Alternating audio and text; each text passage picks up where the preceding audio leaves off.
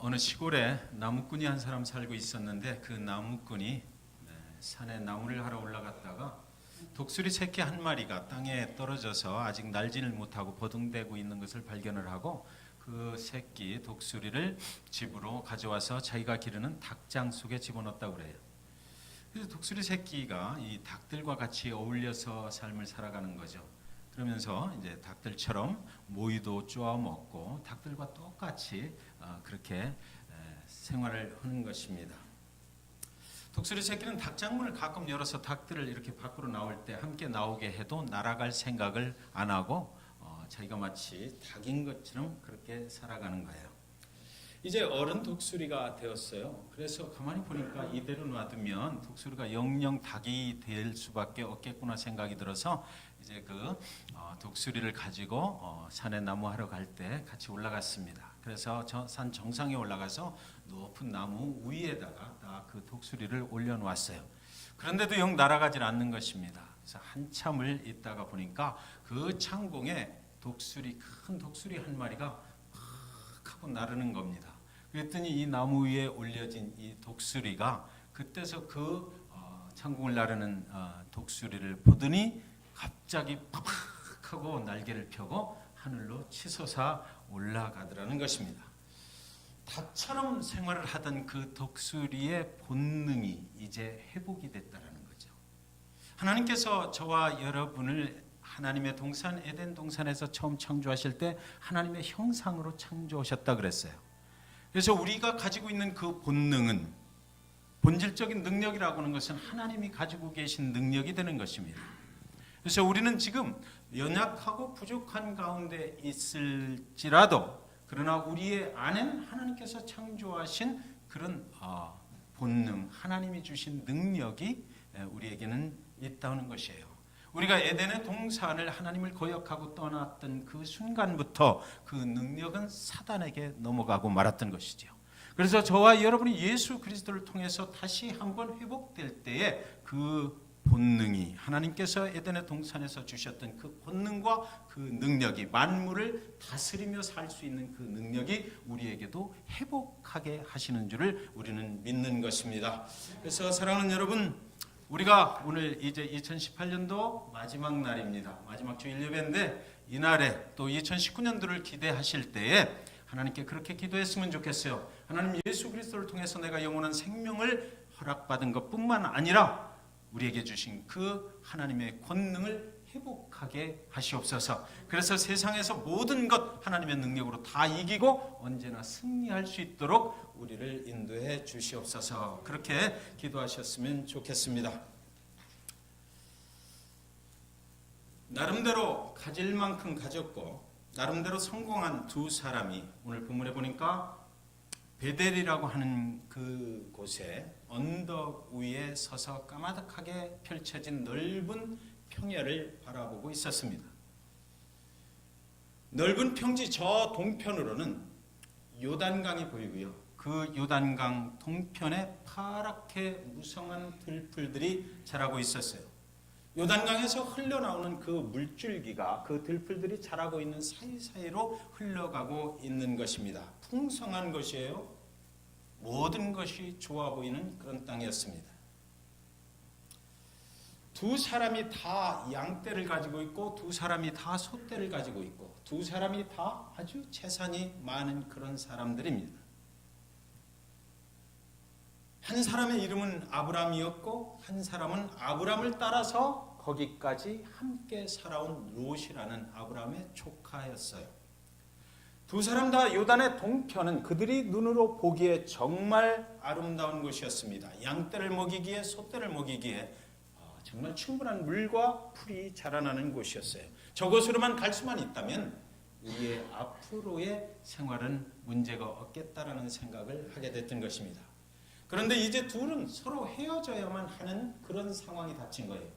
너무 재산이 많다 보니까 그 베델과 아이 사이에 있는 들판에서는 서로 그 양떼와 소떼를 다 먹일 수가 없어서 이제는 우리는 서로 갈라져서 서로 다른 곳에서 살아가자, 이렇게 아브라함이 제안을 했기 때문입니다.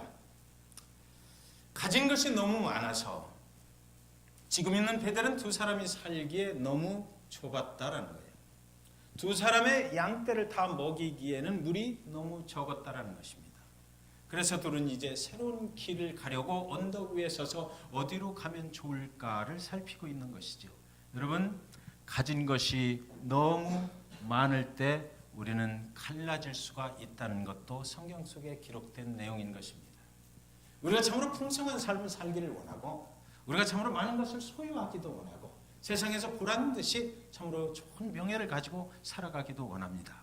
그런데 높은 자리에 있을 때, 많은 것을 가졌을 때, 성경 속에 오늘 본문에서 하는 이야기는 또 거기에 갈등이 존재할 수가 있다. 그러니까 우리는 항상 조심해서 살아야 되겠다라고 성경은 우리에게 말씀하고 있는 것입니다. 여러분, 어디로 갈까? 이제 앞으로 어디로 갈까? 2019년도가 되면 우리는 어떤 삶을 살아가야 될까? 그 미래는 아무도 가본 사람이 없는 그런 곳입니다. 언제나 우리 앞에 닥쳐오는 내일이라고 하는 그 미래에 계속되는 날들은 우리 중에는 아직도 한 사람도 가본 적이 없는 곳을 우리는 미래라고 해요. 그래서 언제나 미래는 우리 가슴 속에 어떤 기억으로 지금 존재를 하고 있느냐 하면 불확실한 것으로 존재를 하는 것입니다. 인간의 삶은 언제나 미래를 향하여 선택하고 나가게만 돼 있어요. 우리는 다시 뒤로 과거로 돌아갈 수가 없게 만들어져 있어요. 그래서 인간으로 태어난 이상 우리는 언제나 한 발 한 발 걸어서 그 불확실한 미래에 도전을 하면서 살아가야만 하는 그런 운명을 저와 여러분은 가지고 태어나서 지금 살아가고 있는 것입니다. 멈출 수가 없다라는 것입니다. 시간은 흘러가는 것이고 우리는 자꾸만 미래를 향해서 불명확하고 알 수 없는 곳으로 우리는 결정하고 가야만 돼요. 우리는 앞으로 가야만 되는 것입니다. 우리의 2019년도는 아직까지는 아무도 가본 적이 없는 그런 나라예요. 그곳을 향해서 우리는 지금 가고 있는 것입니다. 저와 여러분이 이제 살아가야 할 그 미래는 어느 누구도 알 수 없는 미지의 땅이다라는 것이지. 아브라함과 롯은 그 미래를 바라보고 서 있는 것이에요. 그때 아브라함이 말해요. 조카 롯아, 이제 우리가 가진 것이 너무 많아서 더 이상 함께 사는 것은 불가능하다. 그러니 이제 우리가 서로 헤어져서 살아가야 되겠다. 앞에 보이는 땅이 우리 모두가 선택할 수 있는 땅이다. 저쪽은 아주 풀이 많고 물도 많고 이쪽은 삭막해 보이고, 그런데 여하튼 우리가 가야 할 그 땅은 저 앞에 존재하고 있다는 거죠. 그래서 아브라함이, 믿음 있는 아브라함이 먼저 말합니다. 네가 먼저 어디로 갈지를 선택하라. 그러면 나는 네가 선택하지 않은 땅을 밟고 가겠다. 그때 롯이 삼촌, 그러면 나는 저 아래 보이는 푸른 초장으로 가겠습니다. 저기 보이잖아요. 저기 너무 좋네요. 내가 그리 갈게요. 그러고 나서 당장 롯은 짐을 싸서 양떼를 몰고 솥대를 들였고 목자들과 함께 그곳으로 달려가게 되는 것이에요. 롯이 아브라함을 작별하고 언덕에서 내려가서 그의 모든 양떼들과 솥대들과 목자들을 데리고 요단 동편 소알 땅을 향해서 나아가는 것입니다. 아브라함은 언덕에 남아서 그가 떠나가는 것을, 그 뒷모습을 바라보고 있는 것이에요. 조카 롯이 갈대아 우르를 떠날 때 그때 자기를 따라 나와서 그동안 고생도 많았죠. 그러나 하나님께서 이래저래 믿음이 부족하고 여러 가지로 문제가 있었지만 그런 가운데서도 하나님께서는 그들을 축복해 주셔서 아브라함이 하나님을 믿음으로 따라오는 그것만으로도 하나님께서는 흡족해 하셨는지 그들에게 많은 소유를 갖게 하셨어요. 재물도 많이 갖게 하셨던 것입니다. 그러나 그 가운데서 롯이라고 하는 그 사람은 아브라함과 함께 동거동락하며 여러 가지 힘들 때도 함께 했었는데 지금 여기까지 살아온 그 은혜를 이제는 갈라서 우리는 서로 헤어져야 되겠다라고 하고 롯은 떠나는 것입니다.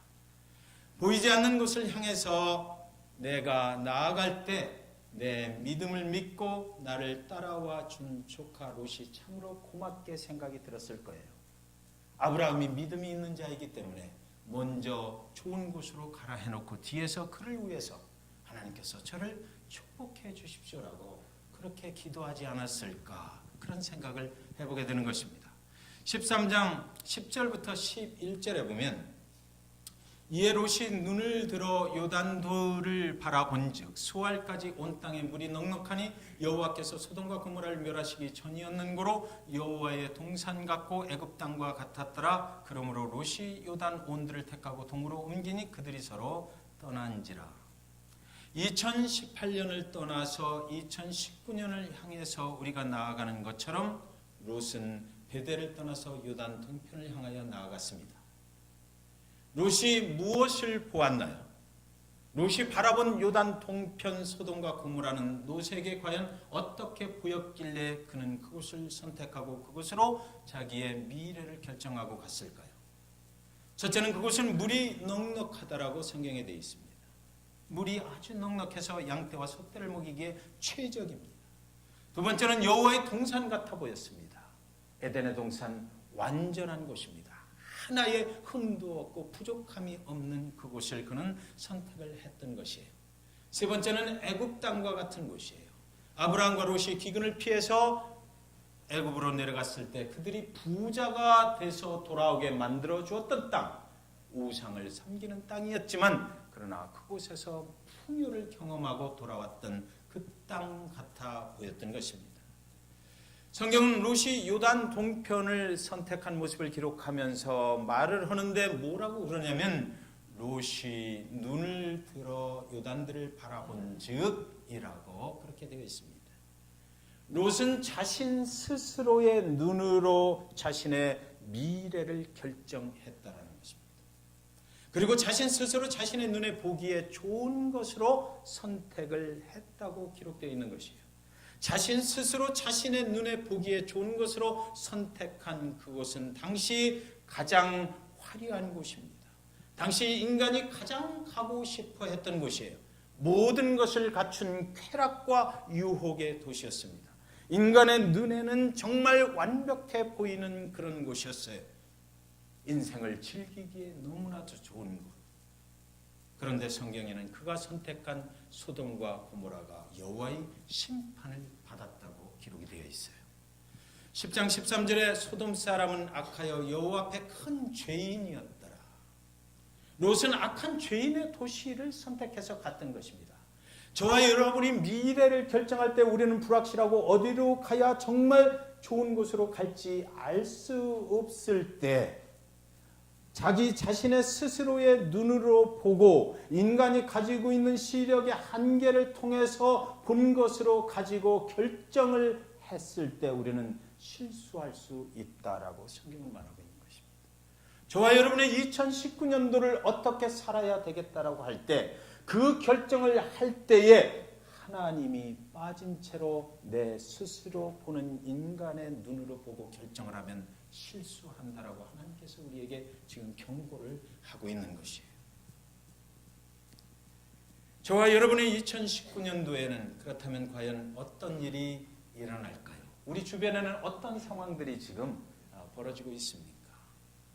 그 LG 경제연구소에서 발표한 경제 지표를 보니까 2018년도에는 세계 경제가 그래도 좀 나았는데 여러분 잘 기억하십시오. 2019년도를 그 사람들이 그 예상을 해놓은 걸 보니까 미국 경제, 선진국의 경제가 2019년도 상반기에는 조금 상승할 기미를 보일 것이다.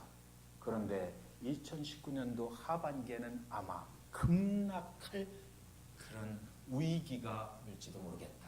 이렇게 하겠습니다.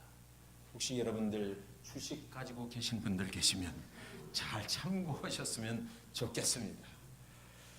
2019년도 상반기에는 좀 괜찮아 보이다가 하반기에 급격하게 경제 성장이 멈추게 될 것 가봐야 알겠죠. 우리가 인간이 아무리 똑똑한 머리를 가지고 그것을 예상한다 할지라도 실제 가봐야 하는 것입니다. 우리의 미래는 우리 인간이 예상한 대로 안 되는 일이 너무나 많기 때문이에요. 세상에서 가장 우수한 경제 전문가들이 예상하고 계산해 냈다 하더라도 그러나 그 누구도 예상한 대로 되라는 보장은 없는 것입니다. 롯은 인생의 비극을 향한 걸음을 걸어가기 시작했던 거예요. 그 이유는 그의 눈으로 보이는 데이터만을 가지고 미래를 결정했기 때문이에요. 잠언 14장 12절에 어떤 길은 사람의 보기에 바르나 필경은 사망의 길이니라. 성경은 어떻게 이렇게 우리 인간의 모습을 잘 알고 계신지. 인간의 비극은 어디서 시작이 되는 것입니까? 하나님이 빠진 결정은 아무리 좋아 보여도 보장할 수 없다는 것입니다. 아브라함은 베델의 그 언덕 위에서 떠나는 조카 롯을 바라보고 있었어요. 소돔과 고모라를 향해서 달려가는 롯의 목자들과 양떼들과 수많은 솥대들이 일으키는 티끌 같은 먼지들이 뽀얗게 하늘로 솟아오르는 것입니다. 아브라함의 눈에도 조카 롯이 선택한 땅은 정말 좋은 것처럼 보였어요. 그러나 그는 선택권을 먼저 롯에게 주고, 여러분, 그가 눈이 없어서 롯에게 준 것은 아니죠. 그도 똑같이 보았습니다. 그도 똑같은 인간이에요. 아브라함이 보기에도 그것은 정말 좋은 땅이었을 거예요. 그런데 아브라함은 무언가 과거에 하나님과 함께 살았던 강력한 충격으로 인해서 그것을 선택하지 않았다는 것이에요. 아무리 인간의 눈에 좋아 보여도 실수할 수 있다라고 하는 그런 경험을 가지고 하나님이 빠진 결정을 하면 실수할 수 있다라는 그것 때문에 과거에 가지고 있었던 하나님과의 그 어떤 충격적인 경험이 있었을 것 같아요. 그것 때문에 그는 그 땅을 먼저 선택하지는 않았던 것입니다. 물 좋고 풀 좋은 소돔과 고모라를 향해서 달려가고 있는 그 조카 롯의 대부대가 그 길로 달려갈 때 뒤에 뽀얗게 일어나는 그 티끌 같은 먼지들을 바라보며 서 있을 때 그때 하나님께서 아브라함에게 나타나셔서 10장 14절에 롯이 아브라함을 떠난 후에 여호와께서 아브라함에게 이르시되 너는 눈을 들어 너 있는 곳에서 동서남북을 바라보라 그래요. 롯이 아브라함을 떠난 후가 하나님이 작정하신 아브라함을 만나는 시간이었어요. 그때까지 하나님께서 아브라함이 어떻게 하나 보고 계셨을 것 같아요. 믿음이 있다는 내가 과연 어떤 결정을 하는가를 보고 계셨다가 정말 믿음으로 결정을 하고 떠나지 않고 하나님께 물어보고자 기다리고 있는 아브라함, 그를 하나님께서 그 시간에 찾아오셔서 정확하게 이제 그에게 말씀을 하시는데 여호와께서 아브라함에게 이르시되 너는 눈을 들어 너 있는 곳에서, 이렇게 롯은 자신의 눈을 들어서 요단 동편의 좋은 땅을 보았어요. 아브라함은 하나님께서 눈을 들어서 내가 보라고 하는 것을 봐라, 그래서 그의 눈을 들었던 것이에요. 그랬더니 자신의 눈으로 보았던 곳은 동쪽 한 곳이었거든요. 그런데 하나님께서 눈을 들어서 아브라함아 네가 보아라 하는 곳은 어디예요? 동서남북. 하나님의 통치가 임하는 모든 곳을 내게 주겠다는 말씀하십니다. 하나님의 통치가 있는 곳, 재물이 있는 곳이 아니라, 좀 더 가질 수 있는 곳이 아니라, 세상의 것을 추구하는 것이 아니라 하나님이 온 우주 만물을 창조하시고 하나님의 주권이 임하고 하나님의 통치가 임하는 모든 것을 바라봐라. 내가 너를 그것으로 인도하리라 말씀하셨던 거예요. 여러분, 우리에게 중요한 것은 뭐예요? 하나님입니다. 하나님의 통치가 우리 가운데 임하기를 주님의 이름으로 축원드립니다. 하나님이 우리 삶의 주권자가 되시면 우리가 세상의 것을 못 갖는다 할지라도 절대로 우리는 두렵지 않을 것이기 때문이에요. 너 있는 곳에서 동서남북을 바라봐라. 지금 여기까지 인도해 오신 분이 바로 하나님이기에 지금부터 영원까지 이곳에서부터 인도하실 분도 하나님이시기 때문에 지금까지 허락하신 모든 것들을 소홀히 하지 말라. 이 말씀이 너는 눈을 들어 너 있는 곳에서 라는 그 단어 몇 개에 들어있는 것입니다. 너 있는 곳에서, 저와 여러분이 지금 잭슨빌 중앙 침례교회에 와서 예배하고 있는 이 자리에서부터 동서남북을 바라봐라. 2019년도 여러분의 미래가 어떻게 될 것인가? 내가 여기를 떠나 여기서 완전하게 하나님과 결별을 하고, 그래서 내가 어린아이로부터 다시 태어나서 정말 새로운 인생을 새롭게 살아봐야 되는 것인가?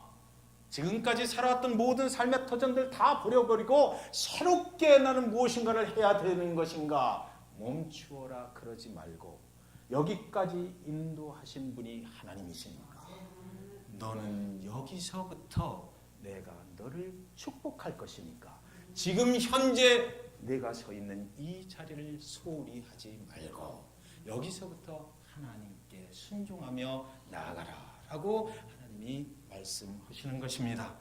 Lift up your eyes from where you are. 네가 있는 곳이 어디냐? 그곳에서부터 하나님은 I am blessing you 라고 하셨던 거예요. 아브라함이 있는 곳은 과연 어디입니까? 롯이 떠나간 자리예요. 인간의 눈으로 보기에 좋은 곳은 롯에게 주어버린 그 자리입니다. 나의 미래는 좋은 것을 다 빼앗긴 것 같은 그런 생각이 들 수도 있는 자리예요. 누군가가 좋아 보이는 곳을 다 차지해버리고 나는 뒤에 덜렁 남아버린 것 같은 그런 생각이 들 수 있는 자리입니다. 미래가 불투명한 자리고, 여러분이 2018년 12월 30일 서 있는 자리는 어떤 자리인가요? 여러분의 장래를 생각해 볼 때 여러분 지금 어떤 생각을 하고 계신가요? 좋은 것은 다 잃어버린 자리입니까? 소망이 없는 자리입니까? 믿음을 지키며 교회를 섬기며 살다 보니까 세상에서 가져야 될 것을 많이 잃어버린 자리입니까? 믿음을 지키며 교회를 섬기며 살다 보니까 하나님은 잘 섬긴 것 같은데 세상에서 많은 것들을 잃어버린 것만 같은 그런 생각이 드시는 자리입니까? 세상에 믿음이 없는 사람들한테 모든 기회를 다 빼앗겨버리고 하나님을 믿는다고 했는데 내 모습 왜 이렇게 초라해졌나 라는 생각이 드시는 그런 자리에 서 계시지는 않습니까? 그런데 오늘 하나님은 말씀하세요. 지금까지 너를 여기에 인도한 사람이 나다. 내가 너를 지금부터 영원까지 축복의 자리로 인도하리라. 그렇게 말씀하시는 것입니다. 하나님은 눈을 들어 내가 너에게 보여주는 동서남북 모든 땅을 바라보라고 하셨어요. 하나님이 주시면 광야에 강물을 내실 것입니다. 하나님이 하시면 사막에 샘이 솟아나게 하실 것입니다. 하나님이 하시면 독사꿀에 손을 넣어도 물지 않게 될 것입니다. 10장 15절 16절에 보이는 땅을 13장 15절 16절에 보이는 땅을 내가 너와 네 자손에게 주리니 영원히 이르리라. 내가 네 자손으로 땅에 티끌 같게 하리니 사람이 땅에 티끌을 능히 셀 수 있을진데 네 자손도 세리라. 지금부터 어디까지요? 주리니 영원까지 내가 책임지겠다라고 말씀하신 거예요.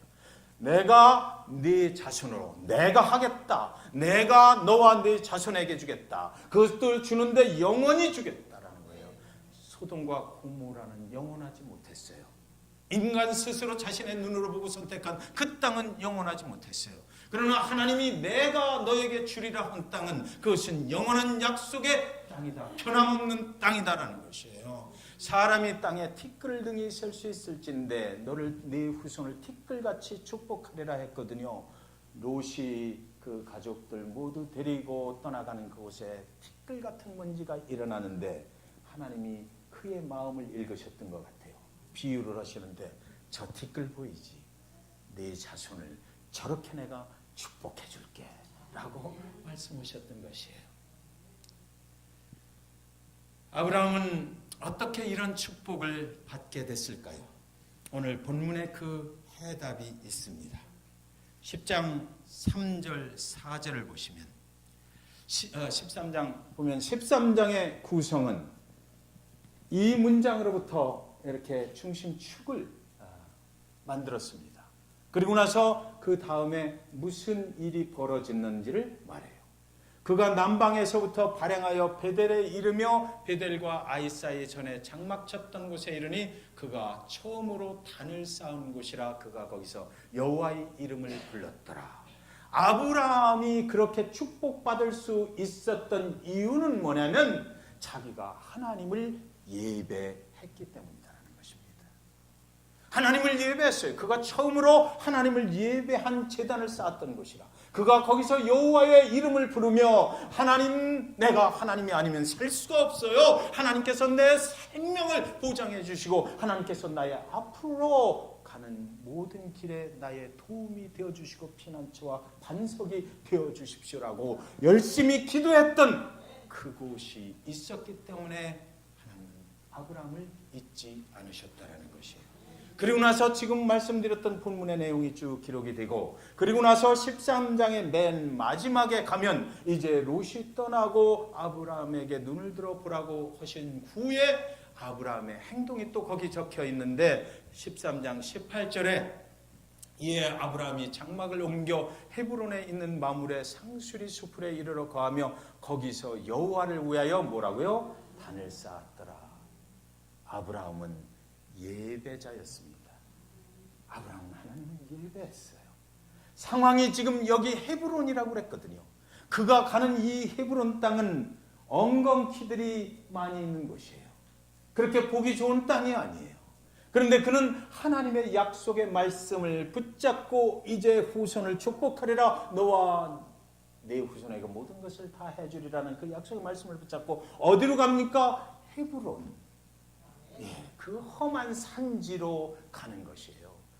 여러분, 하나님을 예배하는 자의 축복은 바로 이런 것입니다. 어떤 상황이 닥치든지 어느 곳에 있든지 하나님이 함께 하신다면 두렵지 않고, 어떤 상황 속에서도 나의 미래가 하나님에 의해서 결정되고 하나님께서 나를 절대로 외면치 아니하신다는 그것이 바로 믿음이기 때문에 그 믿음으로 사는 자는 이런 결정을 하고 거기 가서도 하나님 감사합니다라고 예배를 할 수 있었다는 것입니다. 여러분, 저와 여러분이 이런 예배자가 되시기를 주님의 이름으로 간절히 축원드립니다. 예배하는 사람은 세상을 초월해서 사는 거예요. 하나님의 능력 안에 사는 것입니다. 에덴 동산에서 잃어버렸던 그 하나님이 주신 본래의 능력을 회복하게 되면 하나님의 통치가 임하는 속에 있게 되는 것. 그래서 우리는 어떤 세상의 것들이 우리를 두렵게 할지라도 우리는 절대로 두렵지 않고 하나님의 약속은 분명히 여기서부터, 지금 이곳에서부터 영원까지 이루어진다라는 것을 믿게 되는 것이에요. 그래서 아브라함은 정말로 예배하며 살았다. 여러분 아시겠지만 아브라함은 그렇게 하나님이 원하시는 대로만 살았던 사람은 아님에도 불구하고 아브라함은 가는 곳곳마다 하나님을 예배했기 때문에 하나님은 그의 예배를 받으시고 그를 축복할 수 있었다라는 거죠. 하나님을 예배하는 아브라함을 떠났던 롯. 여러분, 소돔과 고모라 그 롯의 최후를 아시죠? 왜 그랬어요? 그 비극이 어디서부터 시작됐을까요? 예배하는 예배자 아브라함을 떠나는 순간부터 그의 비극은 시작이 됐던 거예요. 소돔과 고모라에서 그가 무슨 큰 죄를 져서 그렇게 된 것이 아니고요. 예배하는 삼촌 아브라함, 믿음이 있는 자, 하나님이 택한 자를 떠나는 순간부터 그의 비극은 시작이 됐다라고 성경은 지금 기록하고 있는 것입니다. 여러분, 2019년 한 해 동안 예배를 떠나지 마십시오. 예배하는 자를 떠나지 마십시오. 하나님의 교회에 와서 예배하세요. 우리가 모든 것 다 포기해도 하나님을 예배할 줄 알아야 돼요. 그래야 하나님과 연결이 되거든요. 예배 속에 찬양을 통해서 하나님과 연결이 되고, 예배 속에 기도를 통해서 하나님과 연결이 되고, 예배 속에서 하나님의 말씀을 통해서 하나님의 영으로 우리는 하나님과 교제를 하게 돼서 하나님은 저와 여러분의 인생을 이렇게 해라라고 예배 중에 말씀하시기 때문입니다. 하나님의 말씀이 우리의 인생을 인도해 갈 때라만이 우리는 보장된 축복의 삶을 살 수 있다는 것을 꼭 기억하시기 바랍니다. 예배하는 사람, 그 사람은 세상에서 무시당하지 않습니다. 좀 어렵고 그렇지만 자신은 무시당했다라고 생각을 안 해요. 참 이상한 일이에요. 예배하는 사람에게는 이상한 능력이 있는 거예요. 하나님이 붙잡아 주신다. 내가 아무리 어려워도 우리 성도님들 가정에 가서 보면 한참 어려움을 당하고 있는데도 하나님께 기도해 주세요. 땡.